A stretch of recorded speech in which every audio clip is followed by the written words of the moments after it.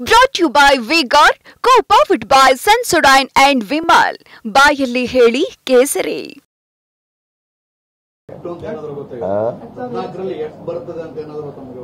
ಕೇಂದ್ರ ಸರ್ಕಾರ 3,454 ಕೋಟಿ ರೂಪಾಯಿ ಬರ ಪರಿಹಾರ ಬಿಡುಗಡೆ ಮಾಡಿದೆ. ಈಗ ಇಲ್ಲಿ ಕರ್ನಾಟಕ ಪರಿಹಾರ ಕೇಳಿದ್ರಲ್ಲ, 3,454 ಕೋಟಿ ಬರ ಪರಿಹಾರ ನಾವು ಕೇಳಿದ್ದದ್ದು 18,172 ಕೋಟಿ. ಸೆಪ್ಟೆಂಬರ್ನಲ್ಲೇ ಕೇಳಿದ್ದು 18,172 ಕೋಟಿ. ಯಾಕಂತಂದ್ರೆ ಒಟ್ಟು ಬೆಳೆ ನಷ್ಟ ಆಗಿರ್ತಕ್ಕಂಥದ್ದು 35,000 ಕೋಟಿ.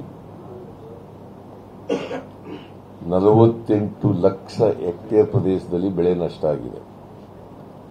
48 ಲಕ್ಷ ಹೆಕ್ಟೇರ್ ಪ್ರದೇಶದಲ್ಲಿ ಬೆಳೆ ನಷ್ಟ ಆಗಿದೆ. ಎನ್ಡಿಆರ್ಎಫ್ ನಾರ್ಮ್ಸ್ ಪ್ರಕಾರ 18,172 ಕೋಟಿ ರೂಪಾಯಿಗಳನ್ನು ಕೇಳಿದೆ. ಅದು ಕೇಂದ್ರ ಸರ್ಕಾರದವರು ನಿಮಗೆಲ್ಲ ಗೊತ್ತಿದೆ. ಏನ್ ಹೇಳಿದ್ರು ಆಗ ಅಮಿತ್ ಶಾ ಅವರು ಏನ್ ಹೇಳಿದ್ರು, ನಿರ್ಮಲಾ ಸೀತಾರಾಮನ್ ಏನ್ ಹೇಳಿದ್ರು, ಸುಳ್ಳು ಹೇಳಿದ್ರು. ವಿಳಂಬವಾಗಿ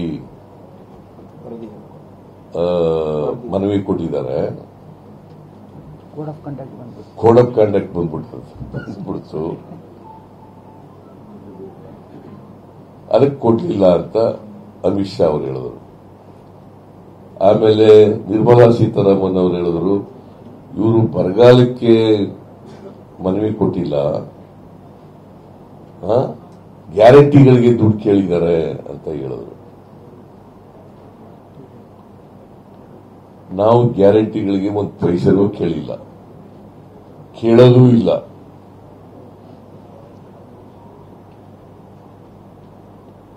ಇಬ್ಬರು ಸುಳ್ಳು ಹೇಳಿದ್ರು. ನಾನು ಡಿಸೆಂಬರ್ 19ನೇ ತಾರೀಕು ನರೇಂದ್ರ ಮೋದಿ ಅವರನ್ನ ಭೇಟಿ ಮಾಡಿದ್ದೆ. ಡಿಸೆಂಬರ್ 2023 ಡಿಸೆಂಬರ್ 19ನೇ ತಾರೀಕು ಭೇಟಿ ಮಾಡಿದ್ದೆ. ಅವತ್ತು ನರೇಂದ್ರ ಮೋದಿ ಅವರು ಗಮನಕ್ಕೆ ತಗೊಂಡ್ಬಂದೆ. ಕರ್ನಾಟಕದಲ್ಲಿ ಭೀಕರವಾದಂತಹ ಬರಗಾಲ ಇದೆ, ಮನವಿ ಕೊಟ್ಟಿದ್ದೀವಿ, 18,172 ಕೋಟಿ ಕೇಳಿದ್ದೀವಿ, ನಮಗೆ ಕೊಡಬೇಕು, ರೈತರಿಗೆ ಇನ್ಪುಟ್ ಸಬ್ಸಿಡಿ ಕೊಡಬೇಕಾಗತ್ತೆ, ಕಷ್ಟದಲ್ಲಿದ್ದಾರೆ ಅಂತ. ಅವರು ಸಂಬಂಧಪಟ್ಟವರಿಗೆ ಕೂಡಲೇ ಹೇಳ್ತೀನಿ. ಯಾಕಂದ್ರೆ ದೇರಿಸೆ ಒಂದು ಹೈ ಲೆವೆಲ್ ಕಮಿಟಿ ಇದೆ, headed by home minister Amit Shah.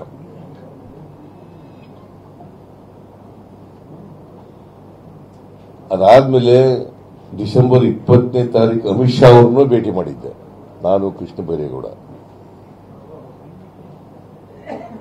ಅವ್ರು ಹೇಳಿದ್ರು, ಡಿಸೆಂಬರ್ 23ನೇ ತಾರೀಕಿಗೆ ಮೀಟಿಂಗ್ ಕರೆದಿದ್ದೀನಿ, ಹೈ ಲೆವೆಲ್ ಕಮಿಟಿ ಮೀಟಿಂಗ್ ಕರೆದಿದ್ದೀನಿ, ಅವತ್ತು ಇತ್ಯರ್ಥ ಮಾಡಿ ಪರಿಹಾರ ಕೊಡ್ಲಿಕ್ಕೆ ನಾನು ಮಾಡ್ತೇನೆ ಅಂತ ಹೇಳಿದ್ರು. ಮೀಟಿಂಗೂ ಕರೀಲಿಲ್ಲ, ₹1 ಬಿಡುಗಡೆ ಮಾಡಲಿಲ್ಲ. ಈಗ ಎಷ್ಟು ನಾನು ನೋಡಿಲ್ಲ, ನಾನು ಇನ್ನ ಮಾಹಿತಿ ತಗೋಬೇಕು. ಅದು ಏನು, ಸುಪ್ರೀಂ ಕೋರ್ಟ್ನವರು ಡೈರೆಕ್ಷನ್ ಕೊಟ್ಟ ಮೇಲೆ ನಾವು ಕೋರ್ಟ್ಗೆ ಅಪ್ರೋಚ್ ಮಾಡಿ, ಕೋರ್ಟ್ ಕದ ತಟ್ಟಿದ್ದು for the first time in the history of India. ಈಗ ನಾವು ವಿ ಆರ್ ಇನ್ ಫೆಡರಲ್.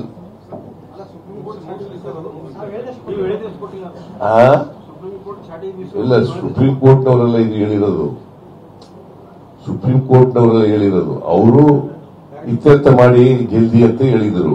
ಅವರು ಟೈಮ್ ತಗೊಂಡಿದ್ರು, ಅಡ್ವೊಕೇಟ್ ಜನರಲ್ ಅಲ್ಲ, ಅಟಾರ್ನಿ ಜನರಲ್ ಮತ್ತೆ ಸಾಲಿಸಿಟರ್ ಜನರಲ್ ಟೈಮ್ ತಗೊಂಡಿದ್ರು. ಇದು ಕೇಂದ್ರ ಸರ್ಕಾರ ತೀರ್ಮಾನ ಮಾಡಿರೋದು, ಸುಪ್ರೀಂ ಕೋರ್ಟ್ ಹೇಳಿ ತೀರ್ಮಾನ ಮಾಡಿರೋದಲ್ಲ, ಕೇಂದ್ರ ಸರ್ಕಾರ ತೀರ್ಮಾನ ಮಾಡಿದ್ದಾರೆ. ಇದು ಬಹಳ ಕಡಿಮೆ. ನಾವು 18,172 ಕೋಟಿ ಕೇಳಿದ್ರೆ ಅವರು 3,464 ಕೋಟಿ ಕೊಟ್ಟಿದ್ದಾರೆ. ದಿಸ್ ಇಸ್ ವೆರಿ ಬಹಳ ಕಡಿಮೆ. ಇದು ನಾನು ಅಧಿಕಾರಿಗಳ ಜೊತೆ ಚರ್ಚೆ ಮಾಡಿ ನೋಡೋಣ ಮುಂದೆ ಏನ್ ಮಾಡಬೇಕು ಅಂತ ತೀರ್ಮಾನ ಮಾಡಿ. ನಂಗೆ ಗೊತ್ತಿಲ್ಲ, ಈಗ ಗೊತ್ತಾದ್ದು.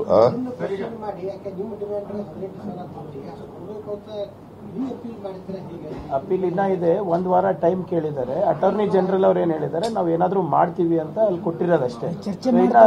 ಮಂಡೇ ಮತ್ತೆ ಹಿಯರಿಂಗ್ ಬರುತ್ತಲ್ಲ. ಈಗ ಸುಪ್ರೀಂ ಕೋರ್ಟ್ ಮುಂದೆ ನಾವು ರಿಟ್ ಪಿಟಿಷನ್ ಹಾಕಿದೆವು. ರಿಟ್ ಪಿಟಿಷನ್ ಹಾಕಿದಾಗ ಗವರ್ಮೆಂಟ್ ಆಫ್ ಇಂಡಿಯಾ ಪರವಾಗಿ ಅಟಾರ್ನಿ ಜನರಲ್ ಮತ್ತು ಸಾಲಿಸಿಟರ್ ಜನರಲ್ ಅಪಿಯರ್ ಆದರು. ಅವರು ನಿರ್ಮಲಾ ಸೀತಾರಾಮನ್ ಹೇಳದಂತ ಮಾತುಗಳಾಗಲಿ ಅಥವಾ ಅಮಿತ್ ಶಾ ಹೇಳದಂತ ಮಾತುಗಳನ್ನಾಗಲಿ ಸಬ್ಮಿಟ್ ಮಾಡಲಿಲ್ಲ ಸುಪ್ರೀಂ ಕೋರ್ಟ್ ಮುಂದೆ. ನಾನು ಯಾಕೆ ಅವ್ರು ಹೇಳೋದು ಸುಳ್ಳು ಅಂತ ಹೇಳ್ತಾ ಇದ್ದೀನಿ ಅಂತಂದ್ರೆ, ಅದು ನಿಜವೇ ಆಗಿದ್ರೆ ಅಟಾರ್ನಿ ಜನರಲ್ ಮತ್ತೆ ಸಾಲಿಸಿಟರ್ ಜನರಲ್ ಹೇಳಬೇಕಾಗಿತ್ತು ಗವರ್ಮೆಂಟ್ ಪರವಾಗಿ, ಹೇಳಲಿಲ್ಲ. ನಂಬರ್ 1. ನಂಬರ್ 2, ಆಗೇನು ಹೇಳಿದ್ರು ಅಂತಂದ್ರೆ ಸುಪ್ರೀಂ ಕೋರ್ಟ್ನವರು, ನೋಡ್ರಿ ಈಗ ಈ ತರ ಎಲ್ಲ ಸುಪ್ರೀಂ ಕೋರ್ಟ್ಗೆ ರಾಜ್ಯ ಸರ್ಕಾರಗಳು ಬರೋದು ಸರಿ ಇಲ್ಲ, ನೀವು ಇತ್ಯರ್ಥ ಮಾಡಿಬಿಡಿ ಜಲ್ದಿ ಅಂತ ಹೇಳಿದ್ದಾರೆ. ಅದಕ್ಕೆ 2 ವೀಕ್ಸ್ ಟೈಮ್ ತಗೊಂಡ್ರು. 2 ವೀಕ್ಸ್ ಆದ್ಮೇಲೆ ಇನ್ನೊಂದು ವಾರ ತಗೊಂಡ್ರು ಟೈಮ್. ಈಗ 28ಕ್ಕೆ ಬರ್ತಾ ಇದೆ. 28 ಇವತ್ತೆಷ್ಟು ತಾರೀಕು? 27 ನಾಳೆ ಬರ್ತಾ ಇದೆ. ನಾಳೆ ಬರ್ತಾ ಇದೆ. ಸೊ ಅಷ್ಟರೊಳಗಡೆ ಇವರು ಈಗ ಕೇಂದ್ರ ಸರ್ಕಾರ 3,464 ಕೋಟಿ ರೂಪಾಯಿನ ಮಾಡಿದೆ. ಅದು ನಾವು ಕೇಳಿರೋದು 18,172 ಕೋಟಿ. ಅದರಲ್ಲಿ ಎಷ್ಟು ಕೊಟ್ಟಿದ್ದಾರೆ?